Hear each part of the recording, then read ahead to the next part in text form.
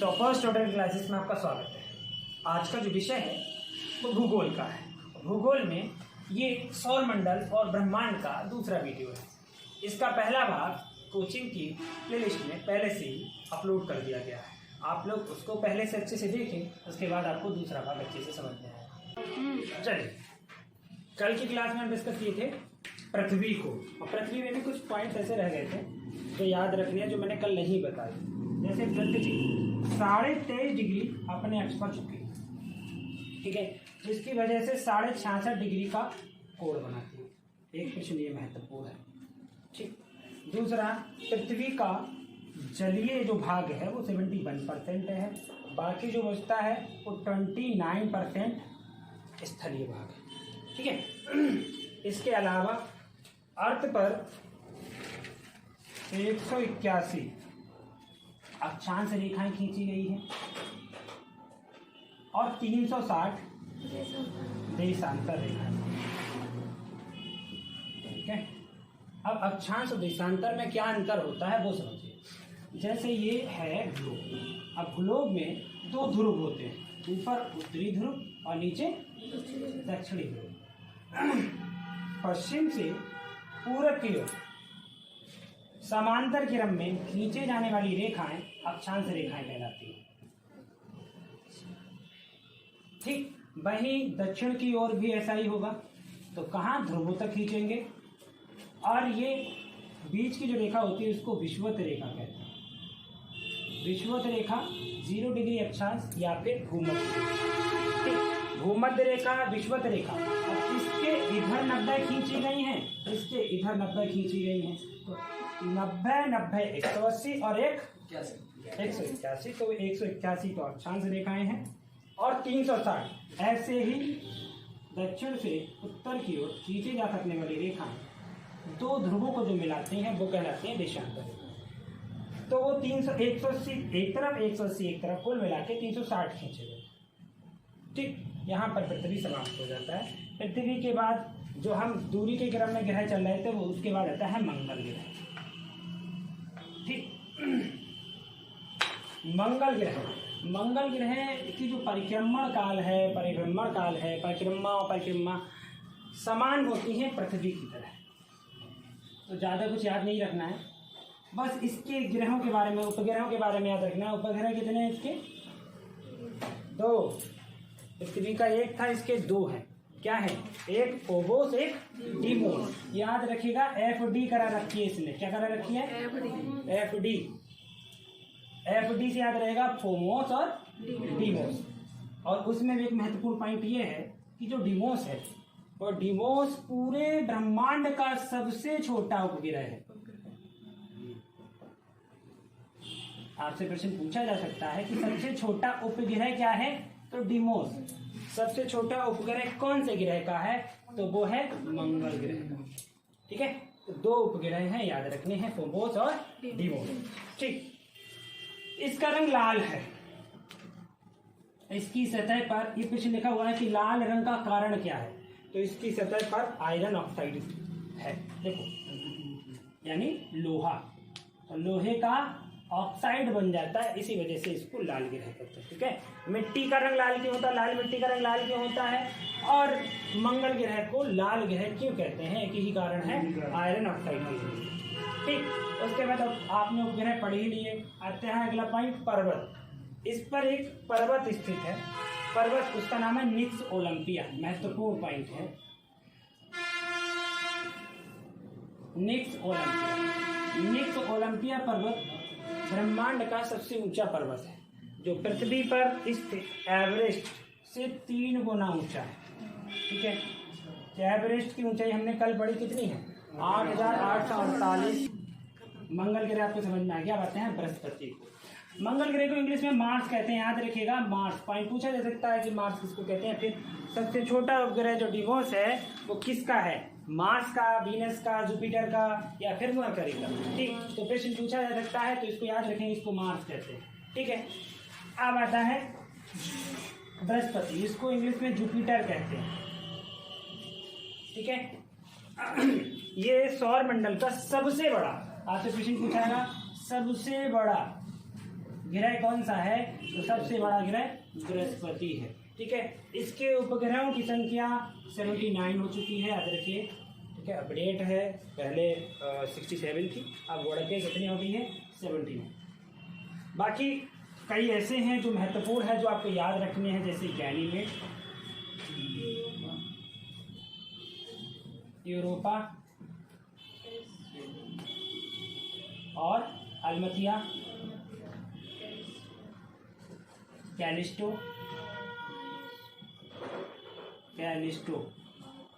आयो।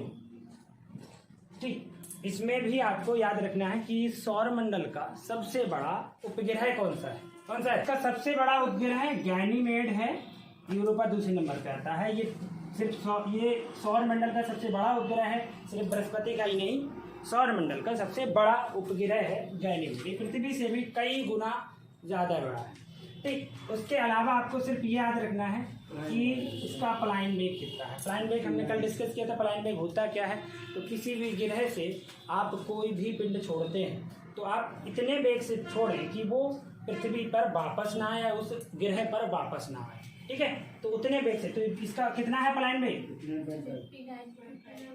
किलोमीटर प्रति second, 59.5 kilometre प्रति सेकेंड, इतना याद रखना है। ठीक, उसके बाद आते हैं शनि पे। शनि को इंग्लिश में बोलते हैं सैटर्न। ठीक है, सैटर्न, शनि को वलयाकार ग्रह भी कहते हैं, वलयाकार। वलय क्या होता है वो समझ लीजिए, कुछ टुकड़े हैं जो इसके चारों तरफ चक्का लगा रहे हैं। तो अगर आप देखोगे तो इस तरीके से रिप्रेजेंट किया जाता है। क्यों? क्योंकि वो वलय है जो इसके चारों ओर चक्का लगा रहा है। अगर आप आसमान में इसको देखोगे तो ये पीले कलर का नजर आता है। अब आप देखें कि तो इसकी कुल संख्या जो है वो 7 है। ठीक है, 2 ग्रह ऐसे हैं जिन पर वलय मिलेंगे, एक शनि पर, एक अरुण पर। तो 2 ग्रह हैं, आपको याद रखना है। 2 ग्रह ऐसे हैं जिन पर वलय हैं। क्वेश्चन पूछा जा सकता है निम्नलिखित में वलय प्राप्त होते हैं, तो शनि पर भी होते हैं और अरुण पर भी होते हैं, तो दोनों वाला ऑप्शन सही हो। अब इसके साथ तो पता चल गया वलय है, बाकी आपको याद रखना है इसके उपग्रहों की संख्या। तो सर्वाधिक उपग्रह इसी ग्रह के हैं। सौर मंडल में सबसे बड़ा ग्रह कौन सा है, बृहस्पति। दूसरे नंबर पे सबसे बड़ा ग्रह कौन सा है, शनि। ठीक, और सबसे बड़ा ग्रह होने के साथ साथ इसके सबसे ज्यादा उपग्रह हैं जो कि 82 है।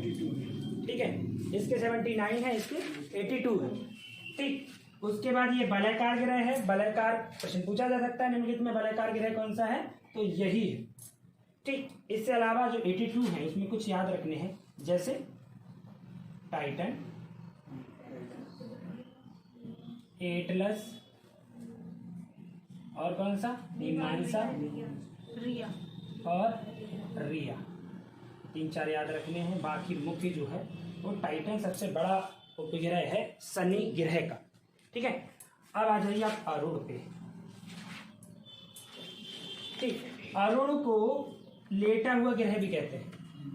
ठीक है, इसको लेटा हुआ ग्रह भी कहते हैं। प्रश्न पूछा गया है कि लेटा हुआ ग्रह कौन सा है, तो लेटा हुआ ग्रह क्या है, अरुण। तो लेटा हुआ ग्रह क्यों कहा जाता है, ये अपने अक्ष पर कितना झुका है, 82 डिग्री।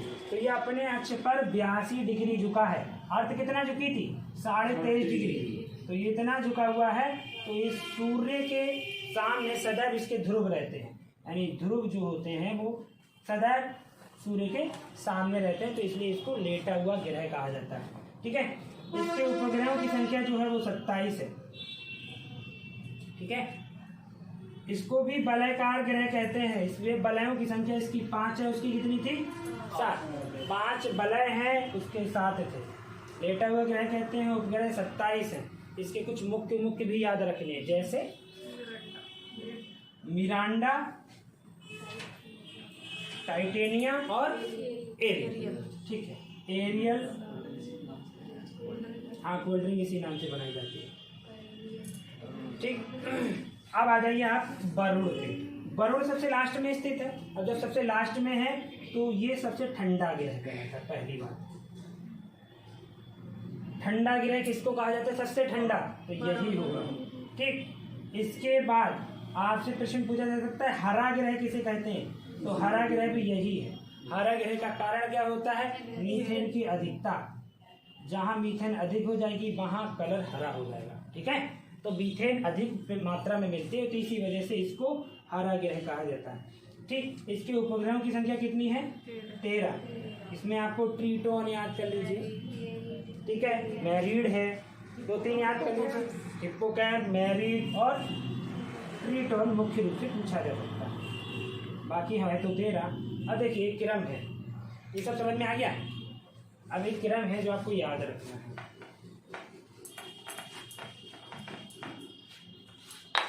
जैसे 0 0 1 2 79 82 27 13, ये क्रम। ठीक है, ये सूर्य से दूरी के बढ़ते क्रम में क्रम। अब जैसे पहला कौन सा था? बुध। बुध के बाद शुक्र, शुक्र के बाद पृथ्वी, उसके बाद मंगल,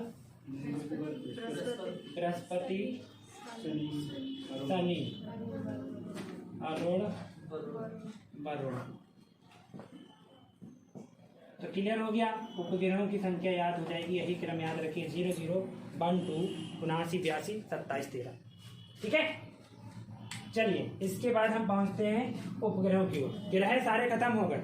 इसके साथ साथ मैंने आपको बताया था कि जो यम है, यम की स्थिति कहाँ पर है? किसके बाद पाया जाएगा? अभी भी वरुण के बाद। वरुण से, और सबसे छोटा यही है, 2006 में से हटाया गया है, इसको प्लेटो कहते हैं। ठीक, चलिए अब आते हैं हम उपग्रह की ओर। उपग्रह क्या होते हैं? जो अपने ग्रहों की चक्कर लगाने के साथ साथ सूर्य के चारों ओर भी चक्कर लगाते हैं, उनको उपग्रह कहा जाता है। अब हम उपग्रह सबके तो पढ़ेंगे नहीं, सिर्फ पढ़ेंगे आप पृथ्वी का। तो पृथ्वी का एकमात्र प्राकृतिक उपग्रह कौन सा है? चंद्रमा। इसको मून कहा जाता है। ठीक, सबसे पहले आपको याद रखना है कि इसकी दूरी कितनी है। तो दूरी जो है 3,84,365, यही होगा। 3,84,365 कुल दूरी। अब ये है किलोमीटर में, याद रखिए, ये औसत दूरी है। अब सूर्य की आपने दूरी पढ़ी होगी, कितनी थी? 14.98 करोड़ किलोमीटर। ठीक है, जिसको आपने 15 करोड़ किलोमीटर कहा था, ये भी औसत दूरी थी। ठीक, वही 3,84,365 किलोमीटर ये जो है सूर्य से, सॉरी पृथ्वी से चंद्रमा की दूरी। अब दूरी का क्रम होता है, कभी ऐसा होता है कि कभी सबसे ज्यादा नजदीक आ जाएगा चांद, तो कभी सबसे दूर पहुंच जाएगा। अब इसको भी याद करने का तरीका वहीं से याद करिए। यदि आपको सूर्य का क्रम पता है तो चंद्रमा का भी क्रम पता चल जाएगा। सूर्य जब सबसे नजदीक होता है पृथ्वी के, तो उसको क्या कहते हैं? उपसौर। ठीक, अब सूर्य जब सबसे ज्यादा दूर चला जाता है, उसको आप अपसौर कहते हैं। ठीक है, अब यही क्रम आप याद रखिए यहाँ पर। जब उपसौर पास का होगा, उपसौर पास का होता है और अपसौर दूर का होता है। अब यहाँ देखिए कि अपभू और उपभू। उपभू से आपको समझ में आ जाना चाहिए जब चांद सबसे पास में होगा। ठीक है, और जब सबसे दूर हो जाएगा तो उसको अपभू कहते हैं। ठीक है, सबसे दूर कब होगा तो अपभू होगी वो घटना, और सबसे पास होगा तो उसको उपभू कहेंगे। उसके बाद एक घटना आती है ब्लू मून। क्या होता है? तो ब्लू मून कहलाता है दूसरा चांद। जब एक पूर्णिमा में जब एक माह में 2 पूर्णिमा होती है, तो दूसरी पूर्णिमा के चांद को ब्लू मून कहा जाता है। क्लियर? तो यहाँ तक आपको चांद पता चल गया कि उपग्रह होता क्या है। ठीक है, उपग्रहों का ना तो अपना कोई प्रकाश होता है, ना कोई ऊष्मा होती है। ठीक है, ये सूर्य के प्रकाश से चमकते हैं। बाकी आते हैं हम क्षुद्र ग्रहों पे। 3 जनवरी को ये है, इसकी कोई निश्चित घटना नहीं। अब आप आ जाइए कि क्षुद्र ग्रह क्या होते हैं। क्षुद्र ग्रह या अवान्तर ग्रह। ठीक है, क्षुद्र ग्रह क्या होते हैं? क्षुद्र ग्रह ग्रहों के टूटे हुए टुकड़े हैं जो सूर्य के चारों ओर चक्कर लगा रहे हैं। ठीक है, तो जिस गति से, जिस दिशा से ग्रह चक्कर लगाते हैं, तो उनके टूटे हुए टुकड़े भी उसी गति और उसकी ही दिशा से चक्कर लगाते हैं। ठीक, अब बात करते हैं कि ये मिलेंगे कहाँ पर। आपको पता था कि ये आप सन है, ये सन के बाद बुध, बुध के बाद शुक्र, पृथ्वी, मंगल के और शनि। मंगल और बृहस्पति। ठीक है, एक प्रश्न ये पूछा गया है कि क्षुद्र ग्रह किसके बीच में प्राप्त होते हैं, तो क्षुद्र ग्रह ये है। ठीक है, तो मंगल और बृहस्पति के बीच में मिलेंगे। ठीक, अब ये किसके चारों ओर चक्कर लगाएंगे, सन के। ठीक है, जैसे जिस दिशा में लगा रहे हैं, तो देखो मंगल और बृहस्पति की दिशा में चक्कर लगा रहे हैं, पश्चिम से पूरब की ओर क्लॉकवाइज, कल बताया था। तो ये भी क्लॉकवाइज चक्कर लगाएंगे, पश्चिम से पूरब की ओर चक्कर लगाएंगे। पट्टी आपको नजर आ रही है, ये सब क्षुद्र ग्रह हैं, तो जो आपको पट्टी नुमा नजर आ रही है। ठीक है, अब देखो, आप आ जाइए, आप इनकी लगभग अनुमानित संख्या जो है वो 40,000 है। एक आपको उपग्रह याद, क्षुद्र ग्रह याद रखना है, जिसका नाम है सीरस। सीरस सबसे बड़ा क्षुद्र ग्रह है। ठीक, सबसे बड़ा क्षुद्र ग्रह है, टूटा हुआ टुकड़ा जो है वो सबसे बड़ा है। ठीक, तो संख्या मैंने कितनी बता दी, 40,000 के लगभग अनुमानित है। और सबसे बड़ा कौन सा है, सीरस। ठीक, अब आ जाइए, पुच्छल तारे या धूमकेतु क्या होता है। पुच्छल तारे या धूमकेतु, पुच्छल तारे वास्तव में पुच्छ विहीन होते हैं। यदि आप सामान्य अवस्था में बात करें तो पुच्छल तारे पुच्छ विहीन है। ये रहते कहाँ पर है, होते कहाँ पर है, ये सूर्य से कहीं दूर ऐसी जगह स्थित होते हैं जहाँ प्रकाश नहीं पहुँच पाता, मतलब अंधेरों में।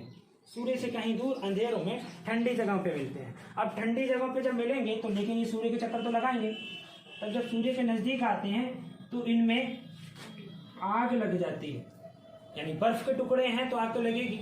आग लगी तो ये वेपोराइज होते हैं, तो वेपोराइज होते हैं तो इनसे पीछे गैस निकलती हुई नजर आती है, जो चमकीली गैस के रूप में नजर आएगी, और इसी को आप पूंछ का नाम दे देते हैं।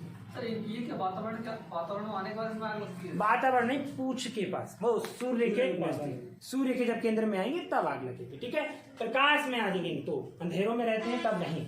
अब जब चमकीली गैस के रूप में, तो चमकीली गैस जो है वो आपको पूंछ की तरह नजर आती है, और कभी कभी ये चमकीली पूंछ 1,00,000 किलोमीटर तक लंबी हो जाती है।